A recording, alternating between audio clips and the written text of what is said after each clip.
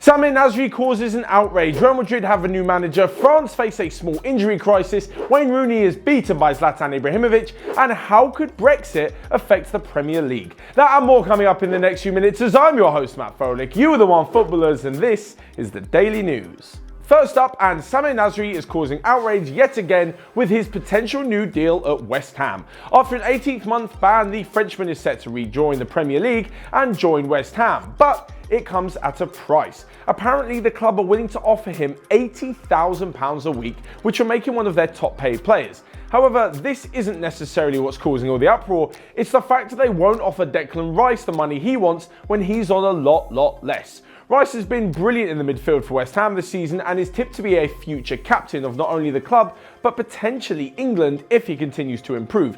So the fact that they won't give an exciting youngster, one of their hottest prospects, around 35k a week, but they're willing to shell out 80k a week on a Frenchman who, let's be honest, isn't at the peak of his powers and isn't fully fit enough to apparently pass a medical, it does seem a bit bizarre. But moving on from West Ham and over to La Liga, where Real Madrid have a new permanent manager. Santiago Solari has been named the new permanent manager of Real Madrid after his 4-game, 2-week interim contract has expired.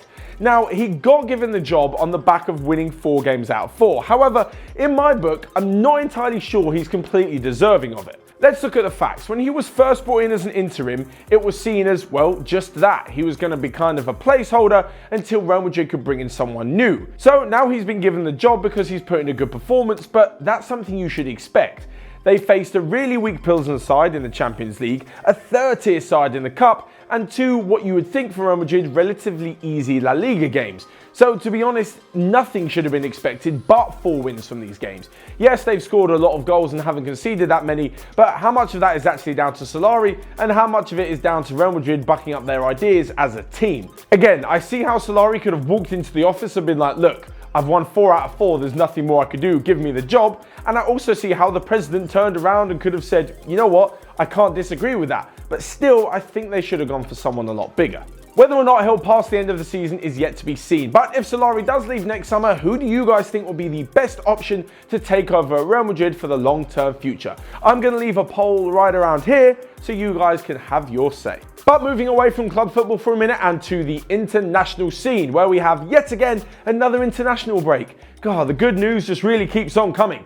As for the UEFA Nations League fixtures for France, well, they've only got one of them against the Netherlands, but they'll have to do so without a few key players. Paul Pogba was already injured before the Manchester derby, but Martial and Mendy both picked up injuries during that game, meaning that those 3 had to pull out of the squad.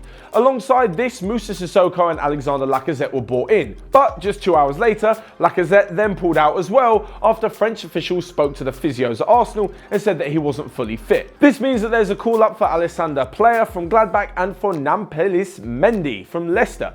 Now, I know I probably said that first name wrong, but you know who I mean. And sticking with the international news, we head to England, where Wayne Rooney has joined up with the England squad ahead of his farewell fixture. On Thursday night, as England take on the US, Rooney will be playing his 120th game, and it will be his last in what is a sort of farewell fixture, including helping his Wayne Rooney Foundation. However, this has not all been good news for Wayne Rooney in the last week, as he was beaten to an award by Zlatan Ibrahimovic in the MLS for the best newcomer. Zlatan scored an incredible 22 goals and got 10 assists in 27 league games. However, what he did on the field didn't really help the Galaxy, as they failed to even make the playoffs. As for Wayne Rooney, he came in and took DC United from rock bottom to 5th and into the playoffs. Despite missing a penalty and then getting knocked out, I still think he did a lot more to deserve the award than Zlatan. However, at his age, with what he's won, I doubt Rooney's losing any sleep over not winning the trophy. And lastly, we come to something facing all Premier League clubs in the next few months, and that is Brexit. Now, I don't want to bore you with all the political nonsense behind Brexit, but for Premier League clubs, it may mean that they have to change the amount of foreign players they have within their squad. Currently, the Premier League allows 17 out of the 25-man squad to be foreign players. However, should the Brexit deal be negotiated, this number may be reduced to 12. This means that only 7 clubs in the Premier League will have the correct amount of foreign players. So who are we going to see leave? Well, obviously the big ones like Aguero, Hazard and those like won't be leaving their squad, as they'll probably sell other players instead. However, what it does mean is that clubs will now be forced to bring through more English players into their squad. So we could see the likes of Ruben Loftus-Cheek and whoever follows him get more minutes for Chelsea. We maybe could have seen Jadon Sancho not leave Manchester City and still be in the Premier League, and even more so, we could see the rise of a new Harry Kane. It could bring along a whole new generation of English players, which could back up the already existing ones, the likes of Trent Alexander-Arnold and Joe Gomez, into what is looking to be an exciting future for English football. That's all from me for today. Make sure you smash the like button down below and let me know your thoughts on all of today's daily news in the comments section. Once you've done that, you can click here to check out all the other videos we've got going on Onefootball. That's all from me for today, and until next time, Excelsior! That was cheesy AF.